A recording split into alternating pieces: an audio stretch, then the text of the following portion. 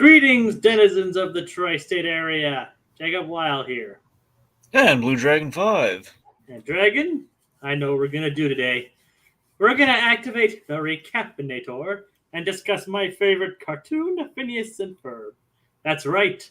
In celebration of the 15th anniversary and in preparation for the upcoming revival, I'm guiding Blue Dragon 5 here through the series, experiencing his reactions watching it for the first time and reliving my summer memories throughout the years.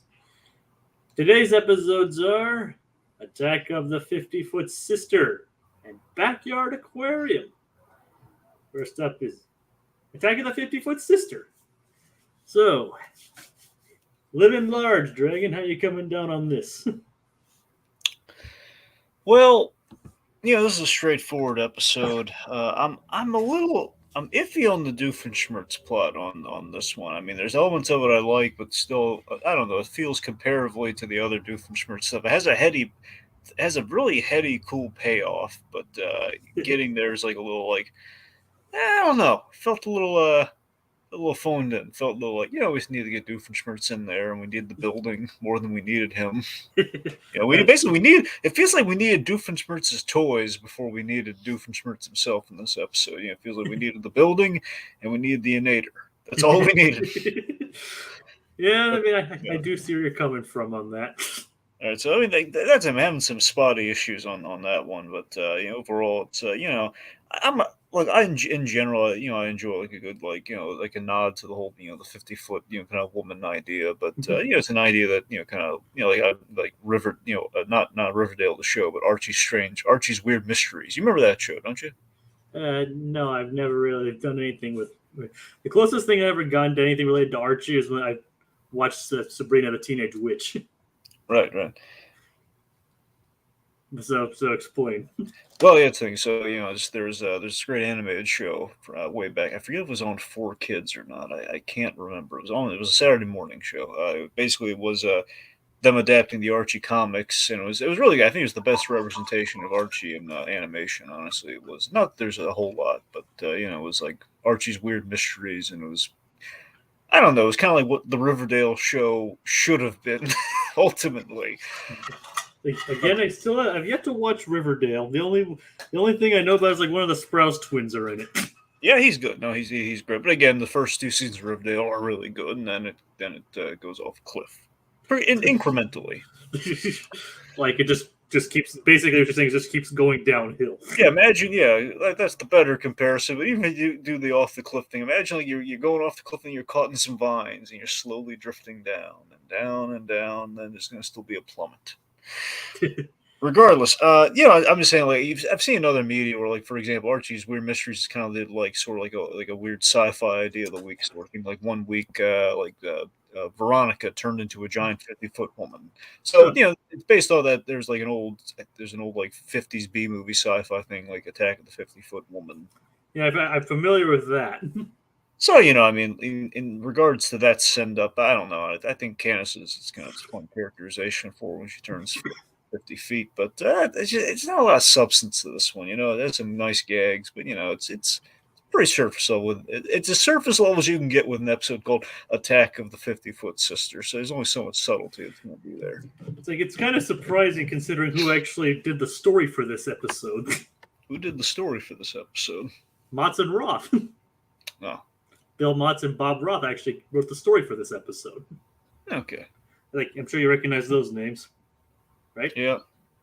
Yeah, but they did another episode later on this season too. So they only wrote 2 episodes for this. I don't know like what else they were doing at this time, but they did the story for this one. We have comments. I was actually about to bring that up. Sorry. Kaguya, who Candace is the most sympathetic character. She works so hard to be an overprotective big sister, and her brother's unintentionally put with so many hardships. Yeah, I can see where you're coming from on that. I don't know about overprotected big sister. I mean, that's like she's not really doing that out of like, hey, I care about these boys. Like, no, I want to get them in trouble. I don't know if I call that overprotective. Well, that's like a big sister, like Jeannie Bueller kind of thing.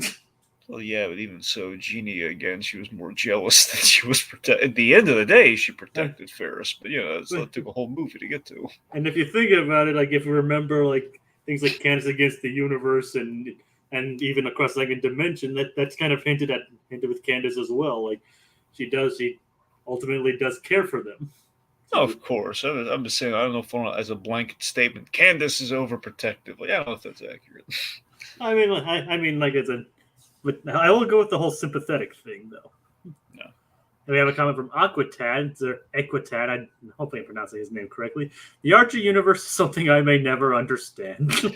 Yeah, it's I don't know. Just again, this Archie Strange Mysteries is like I think a good introductory point where basically it's like you don't need to explain any of the Archie characters. Like, okay, I have the Archie characters and they're just getting into weird mysteries. Like the 50s like send ups, the 50s sci-fi kind of concepts. Yeah, that's fair. Yeah. I mean, the comics are just more like mundane slice of life. That's Right? what I'm saying. So that's what I'm saying. The animated show, like, okay, realistically, we can't do. We're not an anime. We can't do slice of life on Saturday morning television. What we can do is let's zhuzh it up a little bit. Let's just have let's play the 50s setting of the Archie comics and go like full like weird B movie, which is going to enter. It's who knows.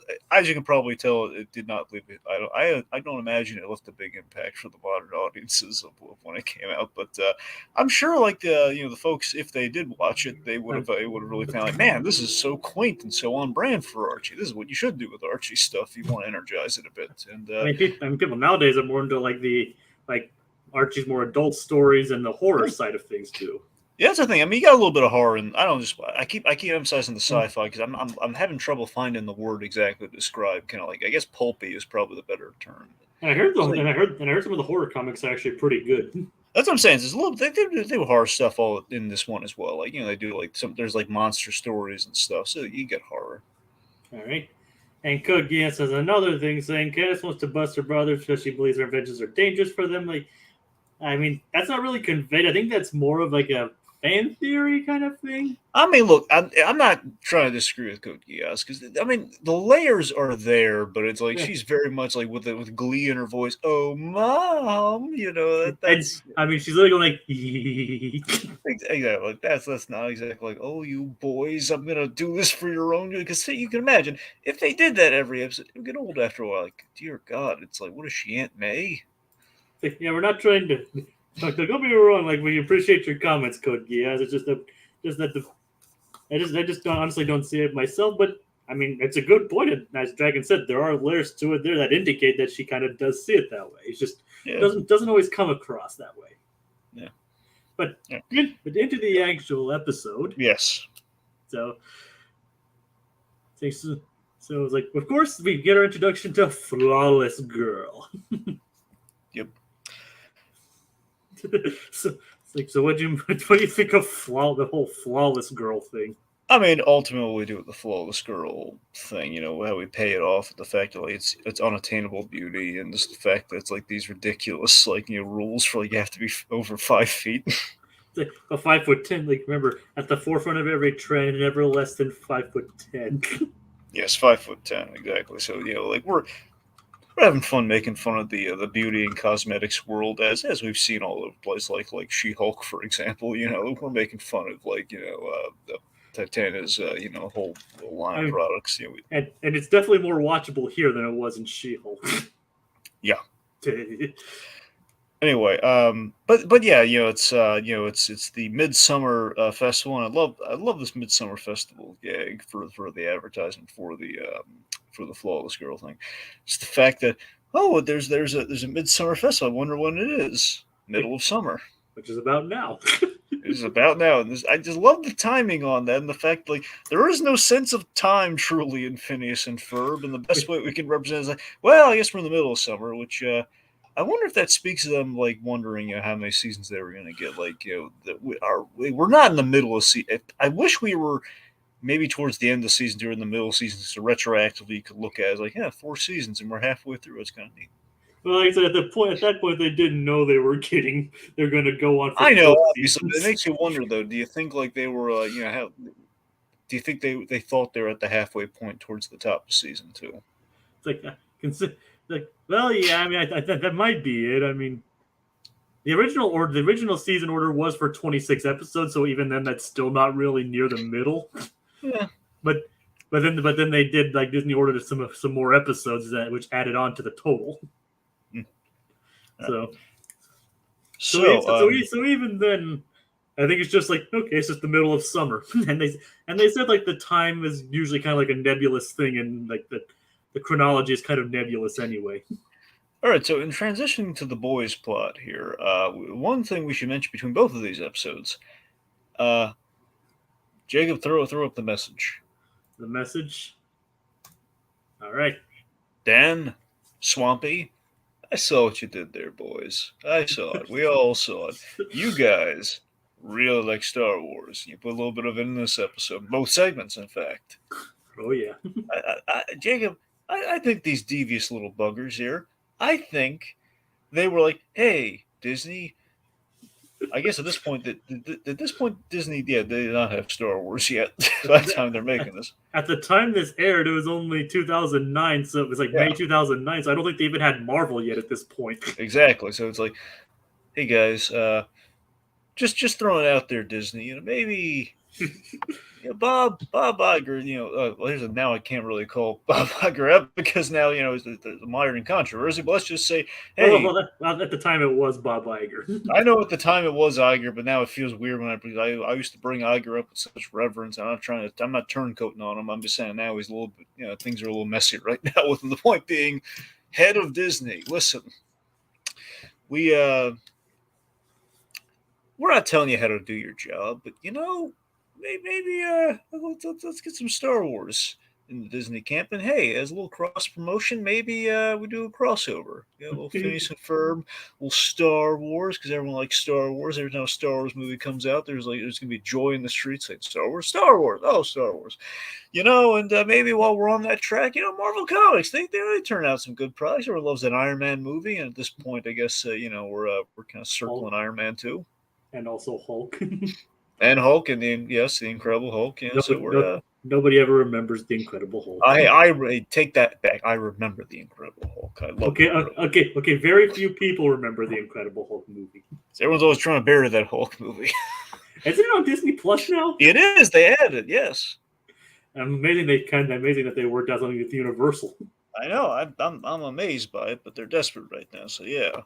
Regardless, the fact that now, folks, you can watch all the Marvel movies except Spider-Man. No, it's on there. Well, not the MCU Spider-Man. Only Homecoming's on there. Wait, they didn't. Wait, no, they added Jacob. They added the other two. They did. Yeah, the MCU. It's No Way Home's on there, and Far. I'm pretty sure both of them are on there. I think it's all on there. All right, I'm gonna do a quick double check. And by all means, check. But I'll be shocked if everything but those two are not on there. Like I said, those are the only two not on there. Wait, yeah, Spider-Man: Homecoming, but they don't have. They have the Amazing Spider-Man, which just got, and Amazing Spider-Man 2, which just got added. You mean to tell me Spider-Man: No Way Home is not on there? Neither is Far From Home. I'm shocked. I'm genuinely shocked. It's like you're going to go through all that trouble. You have the Incredible Hulk on there, and yet. Maybe it's a Sony thing. They probably still have it on Netflix or something. I don't know. But still, it's anyway. All right, so, well, I'm flummoxed. Regardless, the point is, it's like, hey guys, let's cross pollinate here. I'm not telling you to do your job. I mean, we have Star Tours right now. Everyone loves Star Tours. Let's make summer great again. Let's just let's summer Star Wars. Let's bring it back on the small TV screen. Let's do that, guys. Let us play, and basically desperately let us play with Star Wars, please. Look at all these references. Give us a Star Wars crossover, please. Oh please, oh please, oh please. The funny thing is, some people actually unironically claim that the Phineas and Ferb Star Wars special is the best thing Disney's done with Star Wars. Unironically. Right. But you can be the judge of that when we get to that in season 4. That's true. Regardless, boys, we saw what you did there, and you know what? Good on you. To be fair, we can't always pin this all on Dan and Swampy. I think the entire staff is probably fans of Star Wars. So, That's true. but the fact that Dan and Swami themselves are big fans, like they probably, like they allowed the references. All right. So, Baljeet. The Baljeet signal apparently is a little Princess Leia, hologram communicator. Like little Blue says, Dan recently received the Doofenshmirtz statue from the World Showcase in Epcot. Like I actually sent you that video, Dragon. Yeah, it looks great. It's like, what did you think of that? Well, I liked it. I thought I wish I had that to some degree. It's probably the only one that exists. Yeah. I mean, he should have it. And LEB's is like it's up there. It's up there for me. I'm not sure exactly what LEB is talking about, but it's nice to see you, LEB. But yeah, like of course it's the Baljeet signal, which of course also throws in like a little reference to Batman. A little bit. So, anyways, so Baljeet, admittedly, Baljeet's he's quite a little devious fellow, isn't he? How is he? How would you say he's devious? I mean, he's getting Phineas and Ferb to do his dirty work yet again. He's just cheaping out on like all the labor and all the hard work again. It's like, well, to be fair, in this case, like he did try to grow the watermelon himself this time. It just ended up being like this dinky little thing. Yeah, he's literally saying, "Hey guys, remember how you helped me unethically win last time? Let's do it again." Like, I mean, not even Gallagher would touch that watermelon. Nope. Not even Gallagher would smash that. Poor Gallagher, R.I.P. R.I.P. Yep. How long did? Wait, when did he die? Oh, I think it was last year. It could be. It was either last year or 2 years ago is when he passed. Is his brother still alive? Yeah, he had a brother? Yeah, I thought so. Like Gallagher too? I thought so. That wasn't just like a guy who looked like him or stealing his act. That was like a protege. Like that was his brother. I think so. Like Gallagher too. Like I wonder. Well, Gallagher the second. You can't just call him Gallagher too. He's not a sequel in pants. Okay, maybe I'm mistaken, but and he actually had. Yeah, he died in November 11th of 22. So what do you know? Yeah, there you go. Anyway, I remember I was saddened by it because every time I think of get ready for this chick, every time I think of Gallagher, yeah, I'm thinking of that gag in Freakazoid. There it is. We need to have a Freakazoid counter. I'm thinking of I keep thinking of that gag, and of course, it also reminds me of one of our other associates on the channel. They used the parody of Gallagher, which he tried to bribe Cosgrove into going. It's like Cosgrove, but you love Gulliver. That's the thing. So their parody of Gallagher was named Gulliver, which of course reminds us of Jacob Gulliver. What do you know? Anyway, so it's the fact that and the Professor Jones, voiced by the wonderful Jonathan Harris, is Freakazoid. I'm frightened. He's frightened of a man squashing fruit, but Freakazoid takes like the plastic tarp with him, so Jonesy gets covered in watermelon. Oh god. Okay. Anyway, so point being, Baljeet again, he's like asking him to save his bacon again, and again, he's come up with like a magic solution for his problems to grow the thing. Which again, it's like, okay, look, the last time Baljeet, again, he could have at least they could have actually shown him how to build the stuff or something. He just really he's very ineffectively. It's like build stuff off the side, had nothing to do at all with the end device. So that was just like not him helping and earning that at all. Now this is like completely like, hey, do this for me, and they just do it for him. This is like not at all like actually help. This is just like serve me practically. Yeah, I can see where you're coming from on that. Yeah. And now here's a question. I meant to have you fact check this beforehand, but I wasn't able to. Do you happen to know what is Bastille Day? It's a holiday. I know it's some kind of holiday. It's like an English holiday. Because Ferb keeps getting cool stuff for Bastille Day, and I'm wondering what the heck Bastille Day even is. Bastille Day is the common name given in English-speaking countries to the National Day of France, which is celebrated on the 14th of July every year. The National Day of France? Apparently, it's This is apparently it's the celebration of the storming of the Bastille, a major event, Oh. a major event of the French Revolution. Oh. Like the national day, kind of like ours would almost be like Independence Day or something. No, I got you now. I got you now. So apparently, I just looked that up on Wikipedia, basically. But Okay, anyway, so they're tasked with growing a watermelon to giant size, which again, Baljeet's such a cheater. I think here's the other thing too is okay. At least Baljeet kind of put his foot in his mouth. The whole like I'm gonna build this thing. Where in this case is like literally like, hey, I'm gonna win this contest and beat the other people who are actually really good at growing fruit. like the funny thing is, like I was actually reading like the description for this episode. It actually like said he was like growing a vegetable contest. And Well, that's wrong. Well, yeah, and like the descriptions say he's growing vegetables, and it's like watermelon isn't a vegetable. I mean, technically, the watermelon fruit goes on the watermelon plant, but technically, he's not growing the vegetable. If anything's going to bring Gallagher back from the grave, it's going to be like to point out the inaccuracies of, wait a minute, hold the phone. My whole career, I'm sorry, parts of me are falling off right now. Let's duct tape this back. Listen, my whole life revolved around a watermelon. And you know what? There are other fruits too, but watermelon was the biggie. And you know what? I'll be darned if I'm going to stand here as a zombie and have you say that a watermelon is not a fruit. I turned over in my grave. In fact, turned over so much I dug myself out of it.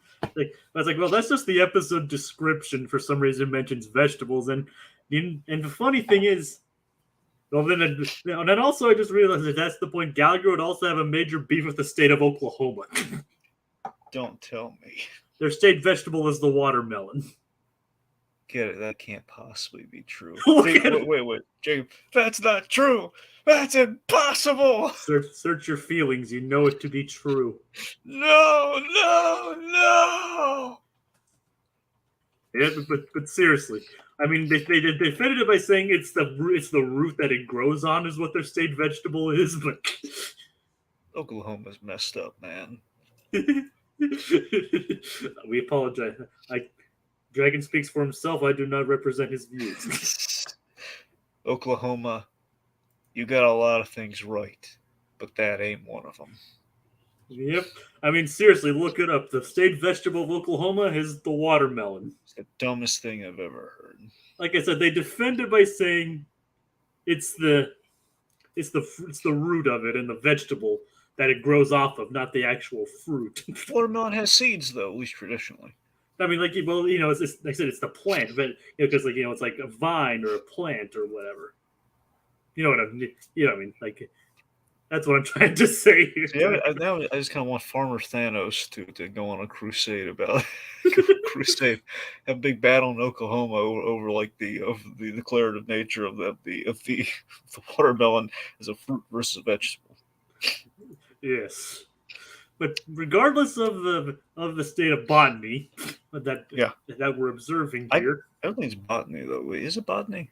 Botany is basically the observation of plants.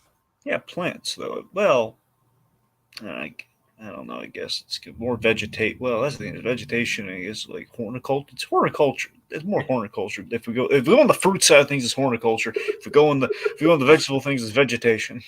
How do you have vegetables? Olericulture. Apparently. Okay. So and semantics of our fruits and vegetables and plants aside. Yeah.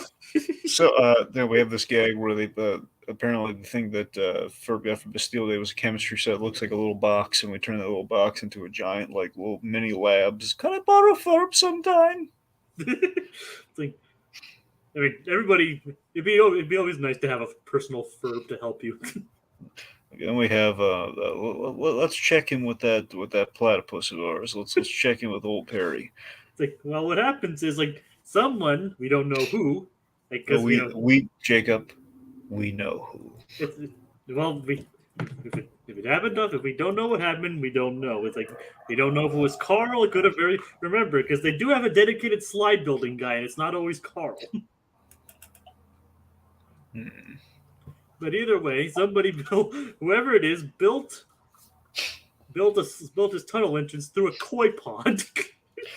But that was like an executive decision. It wasn't about who built it. It was about who commissioned that, and we know who commissioned that, Jacob. We know.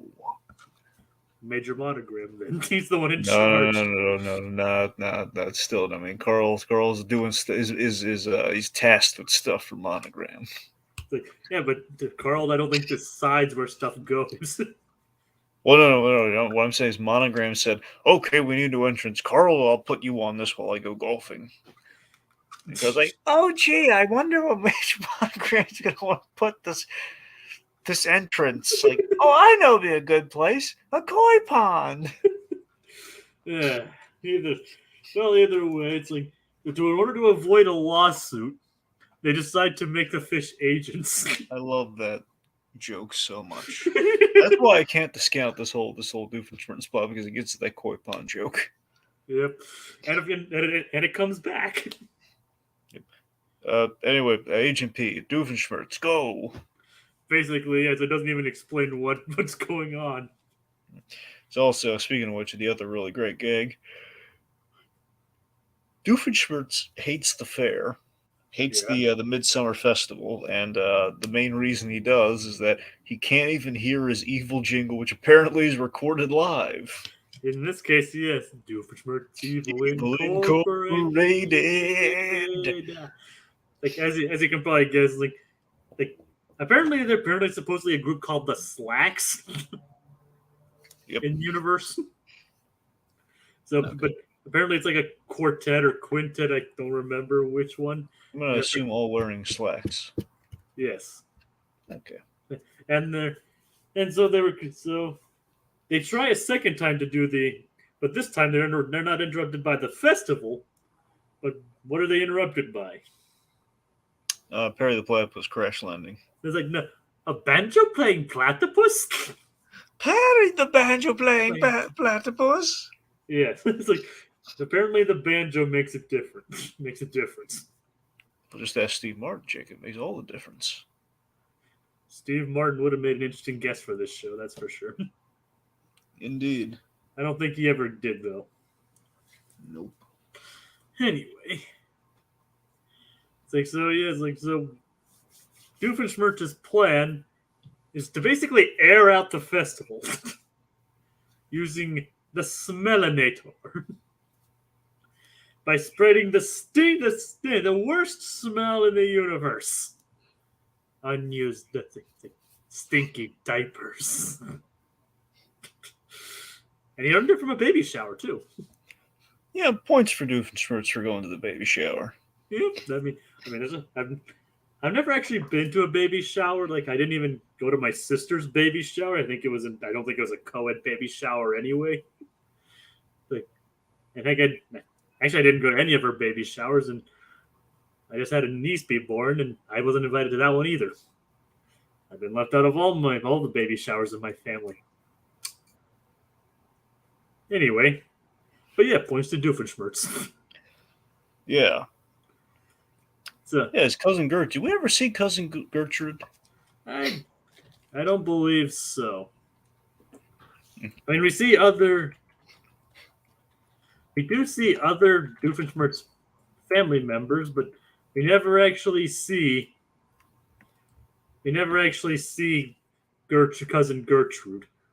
Do you think her baby was ugly? Yeah, I don't know if she was ugly. I mean, if she was ugly, maybe, but I don't know. Okay. All right, let's see.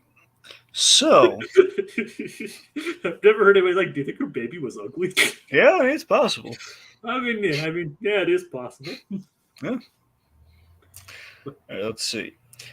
So, let's see. So after that, okay, point being, we mentioned like he's trapped in like a little baby waddler walker thing, right? No, we didn't mention that yet. So Perry gets trapped in like the cutest little trap ever. It's like he got everything, including his trap, from the baby shower. So Doofenshmirtz is incorporated. Basically, had a learning experience at the baby shower. Yeah, yeah. I mean, say what you will, but like he may be evil, but at least he cares about his family anyway. I mean, admittedly, though, it does feel a little thin plotting wise. He's okay, Doofenshmirtz went to a baby shower, so now he just wants to make everything smell like dirty diapers. I mean, I guess that works, you know? It's like something until we get to a big payoff. Apparently, the original idea was to apparently make it smell like his Uncle Justin. See, to me, that's kind of funnier. Like and I read two conflicting things about it. Like they're like I don't know which one is true and which one's a joke, but one of them was like it said like they didn't want people named Justin to get offended, and I think that's the joke. But apparently, and the other explanation provided was like the executives didn't understand the analogy. So I don't know which one of those is true or if they're both true. But either way, that was the original idea. Because the funny thing is, there's actually a commentary for this episode on the Phineas and Ferb disc for like Across the Second Dimension. They have like a live commentary and character commentary for this episode. For this episode, yes, basically. Wait. On Across this. I'm sorry. Across the second. What's it called again? Across the Second Dimension. On it, they released a DVD, and on it there was a character commentary for this episode. And just this episode? I know they did like another one. I did like at least another one, and they've done a couple. But like I said, that's the only one I could. That is so random to me. Because I know at least Family Guy had like one. Technically there's a second, but the second one's stupid. But there's like one actual character commentary, and that goes for an episode that actually corresponds with it. This feels like, hey, we're doing our big movie, and here's like a little character commentary, and it's just a very random, like not a top tier episode. It feels like.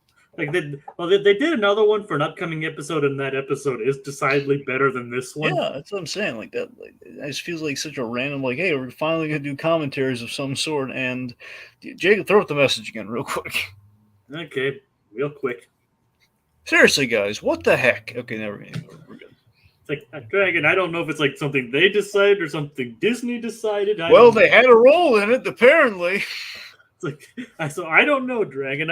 I honestly wish they did. I don't think someone say, "Hey, Pavamai, we're gonna poke you with a stick until you do it." It's like honestly, I wish they did have full season box sets of these things where every single episode had a commentary.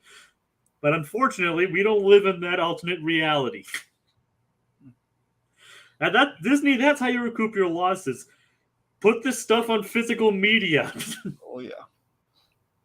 People will buy it. I don't know what you guys have against it, and that's my filibuster for the moment. Like, invest in more physical media. All right. My rant's over. So, okay. All right. Sorry about that, guys. All right. I'm all good. So, what next? Let's see. So, anyways, Baljeet, he's going on about shame curtains. Like, yeah, it's like if he loses, he'll have to hang up the shame curtains, which I think is a bit much. It is. Candace, meanwhile, she to her she brings misfortune on herself here by after she learns that she's too short because of the jingle, needs to be 5'11". Yep, and of course things aren't helped by her encounter with PP Otter. Yep. Who's Kevin Michael Richardson, by the way. Very nice, very nice. So, and April Winchell apparently voiced Blanca Deshawn. That tracks. I thought that was April Winchell. I just didn't look into it. Sounded like her. Anyway, we have this thing where she kind of brings fortune on herself by laughing at the watermelon and like, oh, it's such a seemingly the failure of the boys. This is what I'm saying. This is not overprotective. This is like, oh, ha, your things did not succeed for you for a change. You screwed by like 2 inches. It's like it grew you into giant nerds. Yeah, that's what I'm saying. That's an example of Candace bringing the misfortune on herself. That to me feels a lot more justified than animals just chasing her. I'm agreeing with you on that. It's like, Anyway, so she uses it and she grows 2 inches, which then, of course, had she watched the rest of it, she would have saw the watermelon grew giant, and now she becomes giant after a series of kind of building reveals like the Hall of Mirrors. it's like I grew to my awkward phase. It looks like you're going into another one. Yep. Gotta love Kelly Who, right? Yeah, oh yeah. I know you like her, right? Beyonce, you want to be an imaginary love, Kelly Who. Kelly Who? I'll tell you who. Oh yeah. I really hope she comes back for the revival too. And she does read a lot of angry letters. I mean, if she doesn't. Oh yeah, sorry, but yes, if she doesn't, well, I thought, well, sorry, the way you phrase that, maybe I tried to accommodate it, but yes, if she doesn't, we're gonna have angry letters. Yes, if she doesn't, there's gonna be a whole bunch of angry letters. It's like bring her back. Who? Yes, Kelly. Kelly Who? Always have Jaimin Hansu just saying who? Yes, exactly. Do like an Abbott Costello routine with Jaimin Hansu. Literally, who's on first? Kelly Who's on first. Yeah, they have like Jaimin Hansu and Kelly Who just kind of walking out like Hi, I'm Kelly. Who? Yes. Kelly. Who? Yes.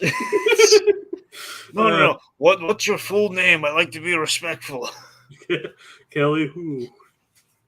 I know your first name. What's your last name? Who? You, woman. You. No, it's not you. It's who. No, we're talking to you. Like Code Geass says, like, I'd like to see Kelly Who come back, but she and the others might be too old to voice teenagers. How dare you? I mean, to be fair, she did start voicing her when she was like in her 30s or 40s. So exactly. So I don't think her voice would have changed that much in like the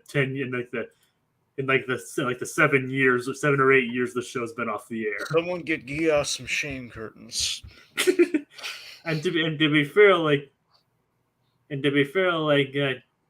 Ashley Tisdale's currently in her 30s, like 38.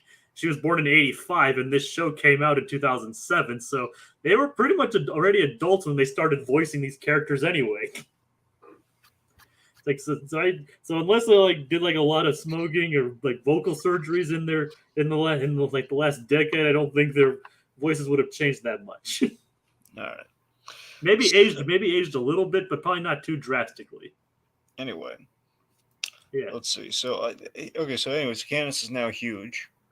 And of course, after being hoisted by her own petard, she goes back to the boys to seek help. Yep. Like yes, mysterious talking tent. I love Phineas. Yeah. It's like she seeks help from them and basically trying to get them to do a shrinking elixir, which they actually end up never needing to do because everything goes back to the way it was, or either way. And she seeks help. After getting upset again, she runs up to PP Otter comes up and offers her to join. It's like she's our big sister. Also, Ferb laughing at the name PP Otter. Yep.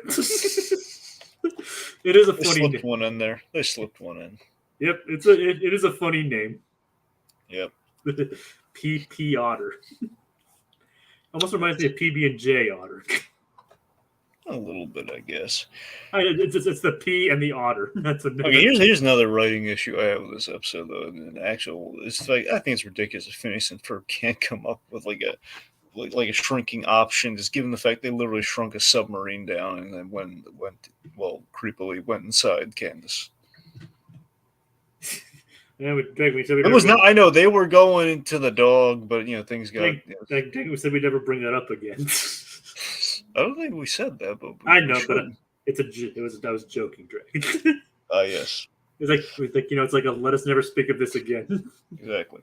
Regardless, it just feels like the fact that we have. I think it's BS. Like no, they couldn't come up with a shrinking. They made it big. They can make it small. Like, well, I think they might have been working on it, but they were just still helping Baljeet and everything. Helping him do what though? He already won. He got the big watermelon. They're not doing anything anymore. I don't know, Dragon. Anyway. Anyway, So, anyways, Candace, she kind of resigns herself to working for PP Otter, and she basically they do this reverse King Kong promotional stunt where they climb Doofenshmirtz Evil Evil Incorporated. Incorporated. And somehow Doofenshmirtz doesn't notice the giant girl climbing up his building. He has other priorities, Jacob. He's going to make the world smelly. Oh, the surrounding area is smelly. That's the thing. He just want to make 200 yards smelly. Yes, just enough to clear out his building. I love the reason, by the way, the fact that Doofenshmirtz doesn't want people using his bathroom. The noise and people just using his bathroom. I just love that we gave him like a very Larry David sort of reason for this plot, though. I'm not crazy about this plot in terms of all his other ones, but it just feels like the reason for it is great, though. It's like he just doesn't. He just wants people to like leave him alone. Like, just don't answer the door or just lock your door.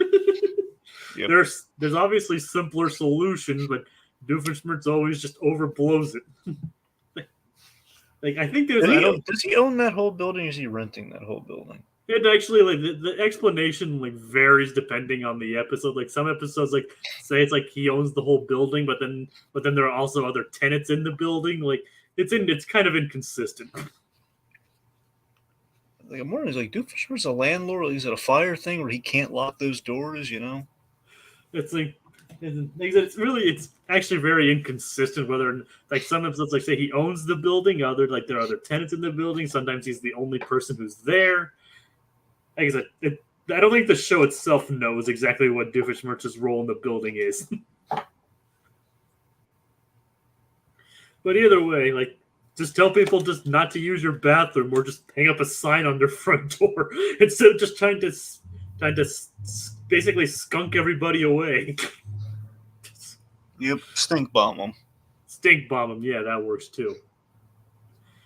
Another thing, so of course during the whole like reverse King Kong, which apparently PP Otter had the gorilla suit under his costume under his suit all day, which had to be very hot. Like Blanca Deshawn noticed, like that is the most perfect gun I've ever seen.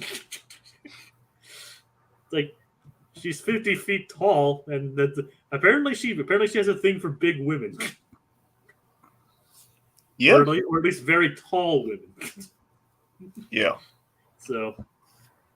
And it was then Candace calls them out, like Candace has their number. He calls them out like you two is prey on people's insecurities. You could be a profit off of them.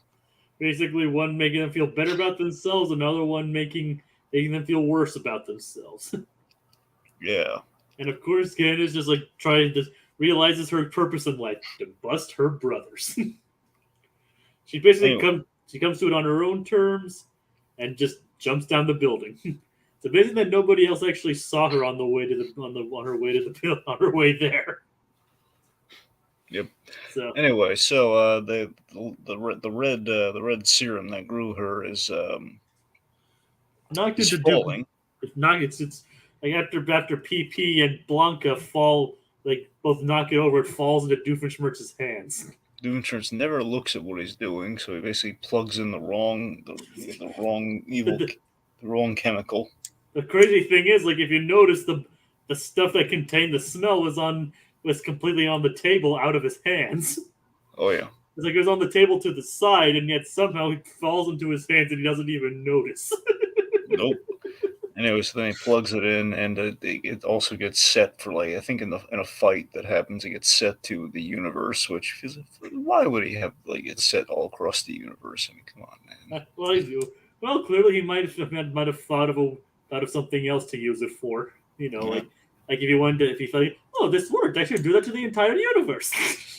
Anyway, so he ends up, and then I love this idea though. I love the idea. That's such a clever and heady idea that we've to renew the status quo for Candace.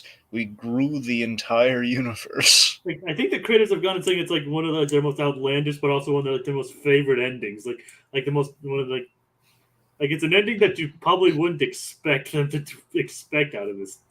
And that little cheater Baljeet, he's gonna face the music and get those shame curtains. Get those shame curtains, Baljeet. Exactly. But of course, and of course, we haven't mentioned that Perry is saved by the koi fish again. Yeah. I mean, it's never shown where they come from, so you could probably chalk it up to Deus Ex Machina.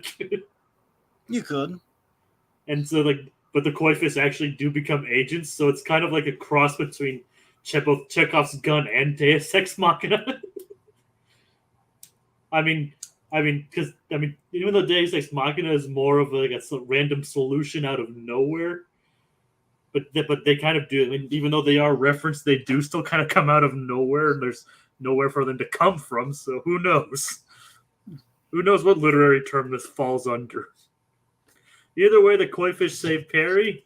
Perry like scoops them up and puts them in a bowl in return, leaves with them while the smell while the smell and the vapor begins to emanate and everything raises. It's enlarges 50 times.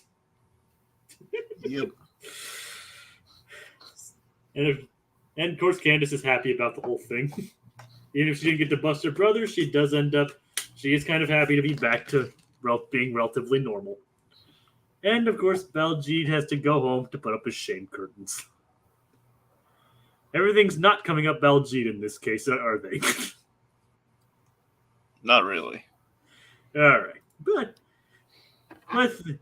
things work out both better for Candace in the next episode, which is of course Backyard Aquarium.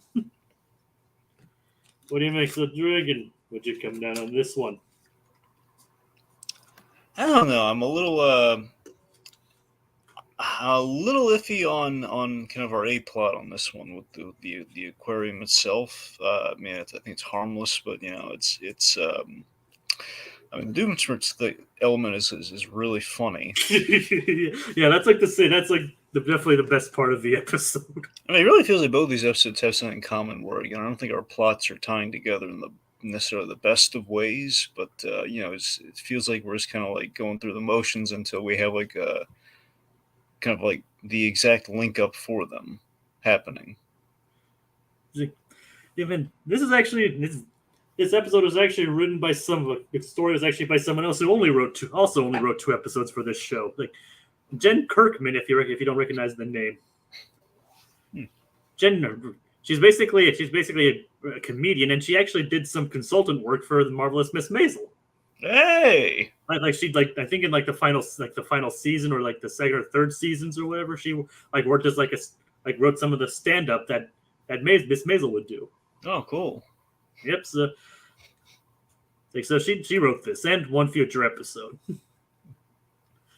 So yeah, the A plot, I will agree, isn't like the most exciting, even though it does have a bit of a heartwarming moment with it. It's kind of heartwarming that they're just doing it for the sake of their new pet goldfish named Goldie. Yeah. And maybe the whole. And I don't know if this came out before or after Blackfish, so that might be another issue. But a little bit, but it's still. I mean, they're not really. I don't know. They're not really making hugely irresponsible decisions with. Well, yeah. Never mind. Forget what I just said. Yeah. So like I said, I don't. So I mean, they're not as bad as SeaWorld probably, but. Well, yeah, this came before Blackfish for sure, because Blackfish was like 2013, I think. Yeah, and this came out in 2009. Oh, yeah. So even then, I'm not sure if that would have made any difference, but either way. So it's like, yeah, the boys, like, obviously, as we said, they got a new pet goldfish named Goldie. And they just want to do something nice for her after all she's done for them. So, and that is just to build a giant aquarium. So, meanwhile, Candace is having issues of her own. She's awaiting a call from Jeremy. Yep. So yeah, go on. Yeah, I guess a couple things to unpack here. So Goldie, here's the most frustrating thing of the episode for me with Goldie.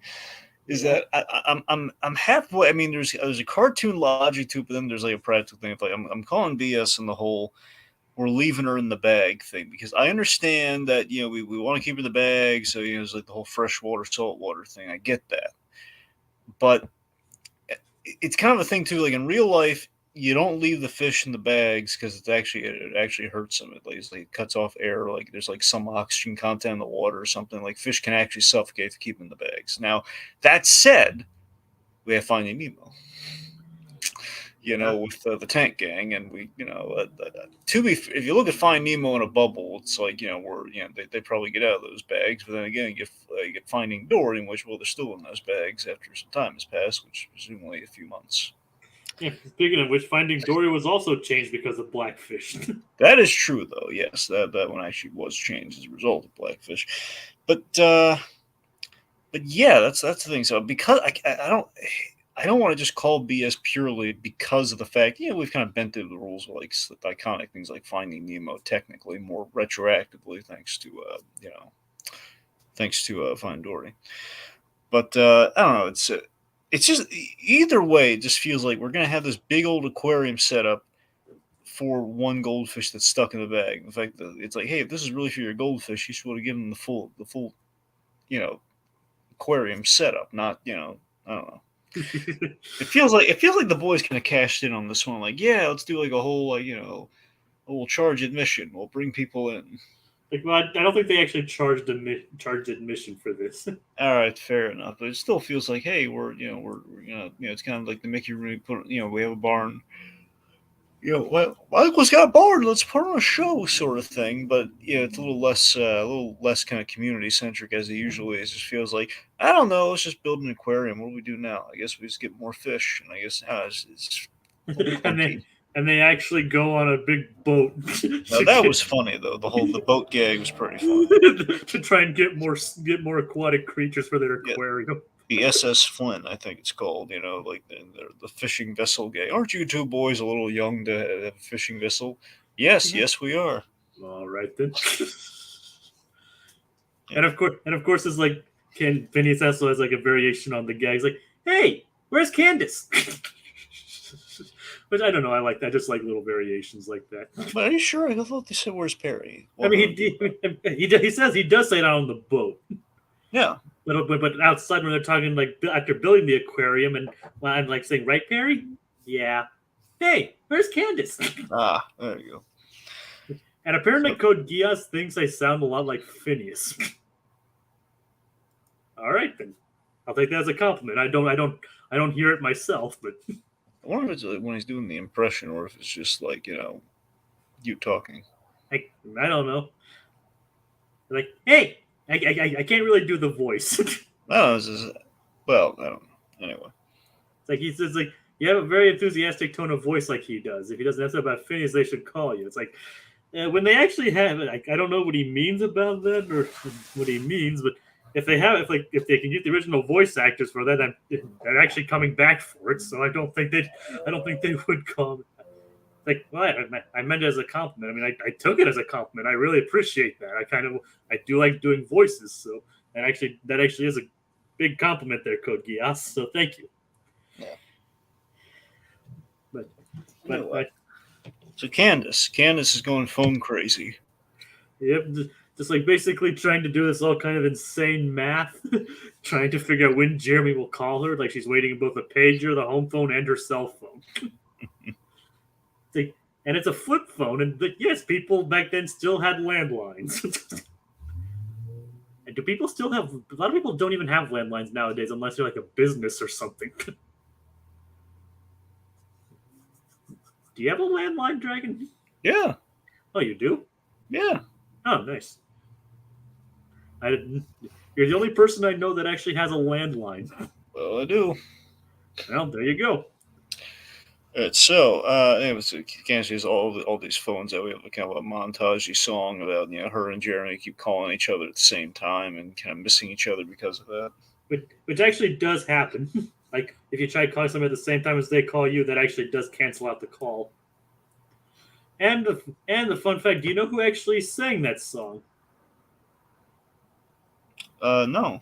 Sheena Easton. Hey. Yep, they got Sheena Easton to sing the song. No, She does actually sing. She does actually sing a future song as well, and actually voices a character in an upcoming episode. So that's pretty nice. So there you go. See, I throw in some background every now and then, Dragon. Yeah, no, for sure. When it's available, as I mentioned, not a lot exists for this thing. So, but yeah, they got someone like Sheena Easton for this, which is cool. So but yeah, basically while they're having trouble, Doofenshmirtz Perry finds out what Doofenshmirtz's scheme is. he bought all the bratwurst in the tri-state area. So, Dragon, what do you think of Doofenshmirtz's plan? Okay, so I think this is the real star of the episode. As you can see by the choice of thumbnail we chose. All right, so also we should mention like Perry when he got the assignment, they have all this newspaper. It's like they're training some new agents, and they're not trained yet. Fortunately, they didn't go into too much more detail than that. Thank goodness. Anyway, so we have like the inflatable Doofenshmirtz and the decoy Perry the Platypus gag. Anyway. Oh, yeah. So the plot. we go back to Heinz's past and we reveal that at a time in his youth he was something slightly less evil. Yeah, slightly less evil. He was a bratwurst entrepreneur. He was trying to sell bratwurst with Doofenshmirtz quality bratwurst.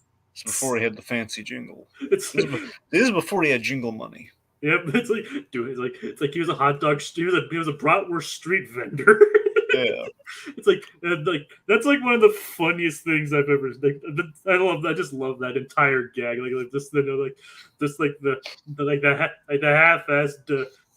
half-assed voice, like the pitiful tuba, and then the little cymbal at the end.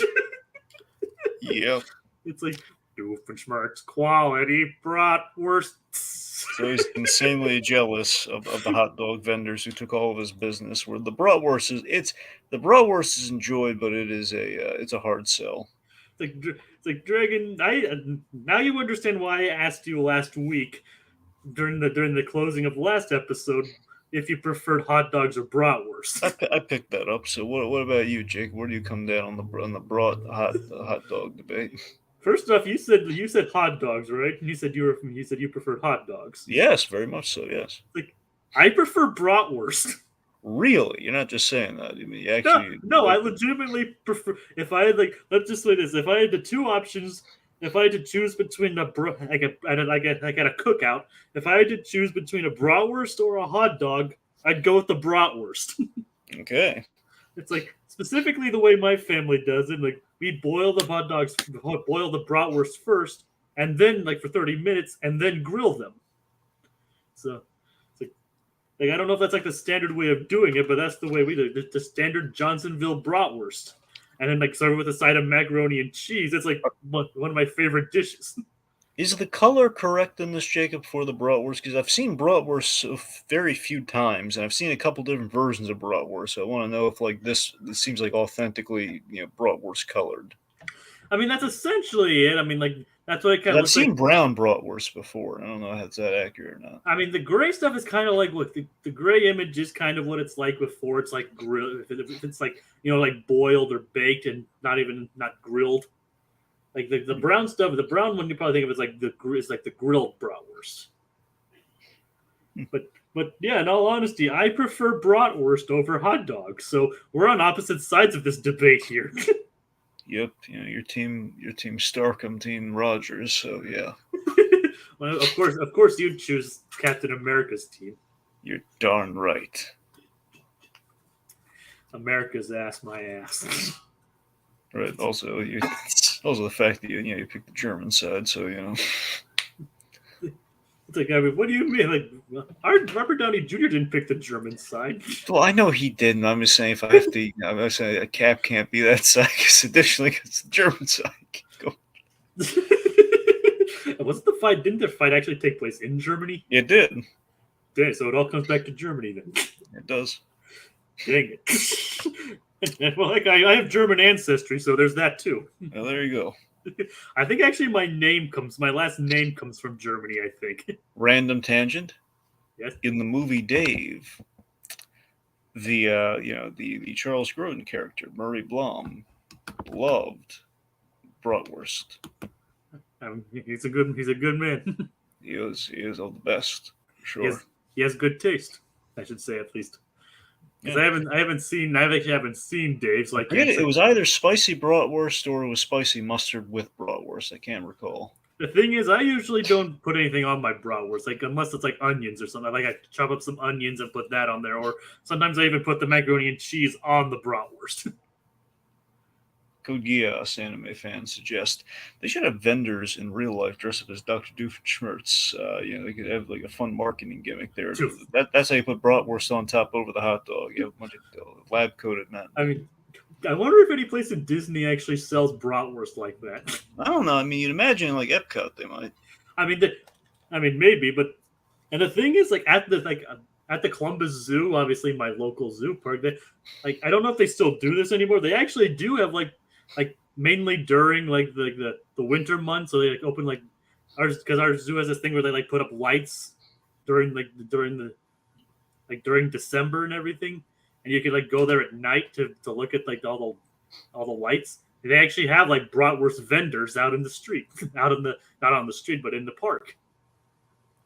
It's like so yeah, it's like so bratwurst. That's point one for bratwurst. It's like, trust me, Jing, and I'm side bratwurst, and obviously you're pro hot dog. Oh yeah. Both sausages of a different color. Yes. So let's see. So point being, Schmertz here, he's traumatized by the success of the hot dog, so he's developed. Basically, he's going to freeze it with Freon. I believe the hot dog vendor Revenge-inator. He also tried doing acronyms this episode. It just didn't turn out good for him at all. Which I didn't even bother trying to write down or look up. Yeah. Like, they're very long acronyms, and even he admits, like, I need to work on my acronyms. Oh, yeah. It's like, so basically, due to the trauma... Oh, we saw how terrible he is at acronyms before, like the BOAT. Yep, the BOAT. He invented the BOAT. Moron. Yeah. The funny thing is that I just remembered that actually does get a callback later on in a future episode. The whole BOAT thing. It's like he openly says like, I wish I had a BOAT, or boat as I'm told it is pronounced. so like they do reference some previous episodes in this season. But yeah, it's like after being mocked by two kids passing by, like two brats, not brats, because they're spelled the same way. Two little brats going like, how do you know you're lame? Because you sell bratwurst.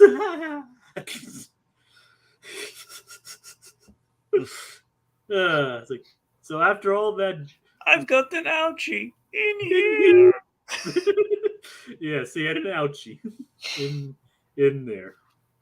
So, in order to relieve that ouchie, he, as you said, decides to ice over all of the hot dog vendors and force them to sell the bratwurst. Which is an interesting plan, to say the least. Like, Dragon, would you eat bratwurst if it didn't have any hot dogs? Probably not. Yeah, I think you don't really like bratwurst. I mean, I think I had it like once or twice, and it was like, it's like I think it's probably once. I think I probably went into it with the hot mentality. This is gonna be like a hot dog, and it was not like a hot dog.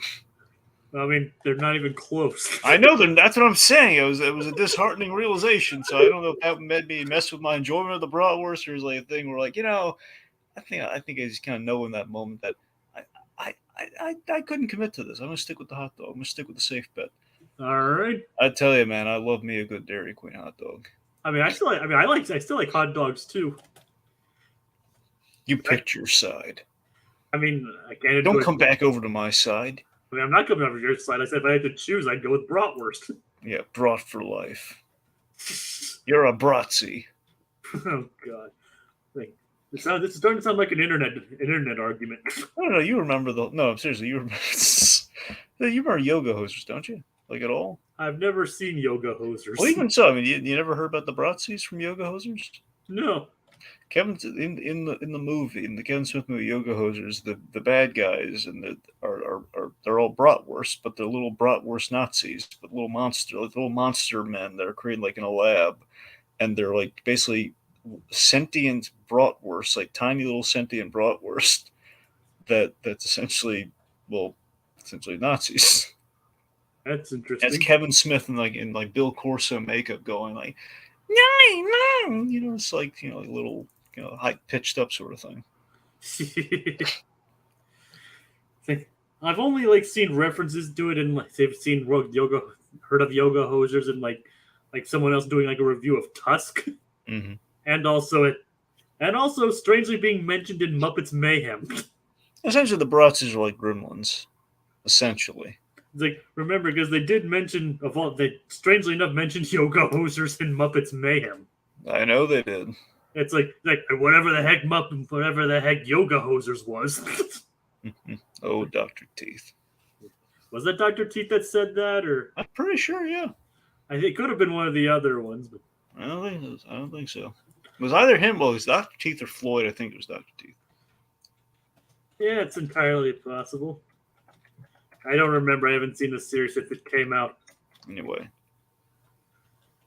So Perry and Doofenshmirtz get into their own battle with Perry somehow gets out of the trap, which even Doofenshmirtz points out doesn't even make any sense. That doesn't even make any sense.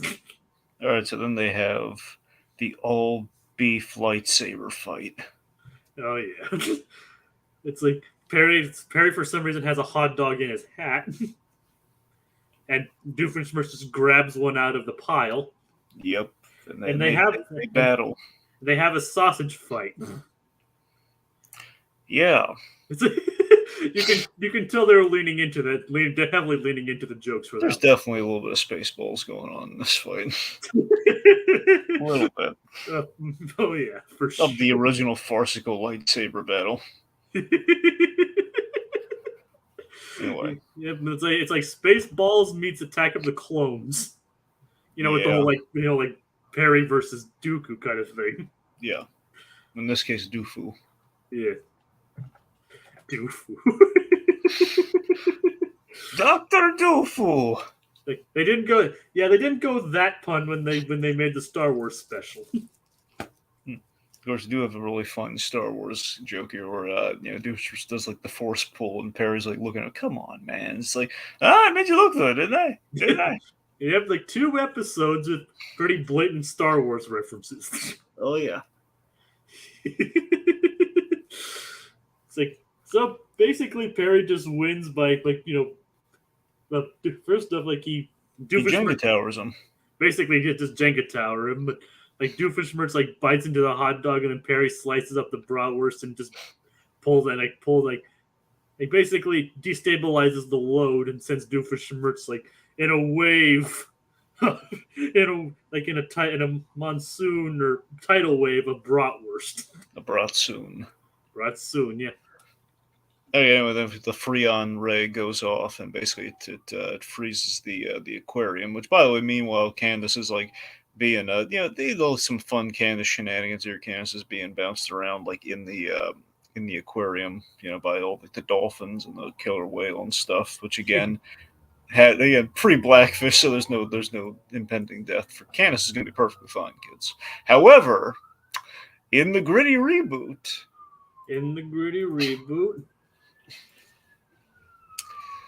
this episode actually had a rather dark ending when Candace is she sees Jeremy and and she's so happy she's gonna be swimming out, but it's my leg, my legs. She's being dragged down by the killer whale. It's like, oh, come on, no. It's so horrific, and the dolphins are trying to playfully save her, but they're actually doing kind of a thing where it's almost like a medieval torture rack sort of thing. And oh, God, and Phineas and Ferb are now realizing, we're so unqualified for this. We don't have any emergency professionals here. Oh, God, what do we do? And then Ferb just pulls out, a sniper rifle. Yeah, but he sheds a single tear as he sees the whale that he named Wilbur. Wilbur. Yep. Free Wilbur. Oh God. It's kind of a little cross-pollination between books. Yep. Anyway, so Okay. we takes him out. We have some more comments from LEB here. I think Perry and Doof have a sausage fight. Thanks, Yep. Dan and Swampy. Like, yep, I'm sure they were like definitely leaning into that one. Like, hey, look, it's a sausage fight. Then goes on to say, what a normal and family-friendly thing to put in your episode. Yeah, but she might have also been talking, considering like it was like that was a minute of cruz. I think she was talking about our gritty reboot stuff. I don't know, maybe. Well, maybe she. I don't know if she was talking about that. Good guess. Of course, this Candace deserves better. Yep, she just got killed mercilessly by killer whale in the post-Blackfish era just now. Though to be fair, in this episode, Jeremy's looking in horror like, Candace, no! Though to be fair, in this episode, she actually does get up pretty nice, get up pretty good. Yeah, she had this really nice moment where, like, yeah, she falls into Jeremy's arms and she learns, like, he did care. He sent all his messages. Yeah, like it is kind of all the like the developments, and it's kind of interesting to see like how the relationship develops. You know, like Jeremy from going barely unseen to like we know more about him, and like we see him and Candace being awkward with each other. It's just sweet. So like, and of course like during that after the aquarium gets iced, it gets knocked back and it slides to the ocean. So, and of course we haven't talked about the lady with the hose. Speaking of hoses, speaking of hosers, we haven't talked about the lady with the hose. What a hoser head. Yep, like the boys are using the water to fill up their aquarium, and it eats into the city's water supply. Are you taking a shower? This is like, no. Well, you should. And then, like during the credits, it's like, "Are you taking a shower now?" Yes. And then she starts the hose and it burns. She heats up the water and he's burning alive. Oh God! Oh, it's hot! Oh.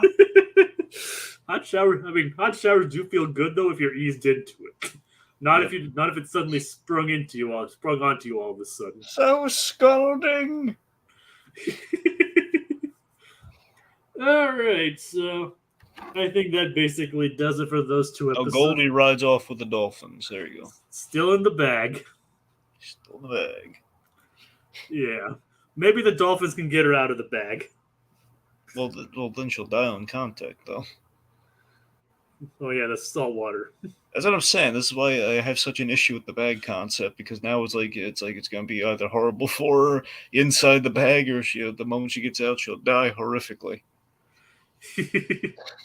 Yeah. So probably best not to think about that. Yep. But that concludes it for this week. So, closing thoughts. Oh, it's not an A plus week, but it was solid. Nothing wrong with these episodes. Just a little bit more like good payoffs. We have some fun Doofenshmirtz stuff, particularly the bratwurst thing. But the Doofenshmirtz thing is like one of the funniest things. Oh yeah, it's one of my favorite. Just like the whole jingle, the jingle's like one of my favorite jingles. It is. Doofenshmirtz quality bratwurst.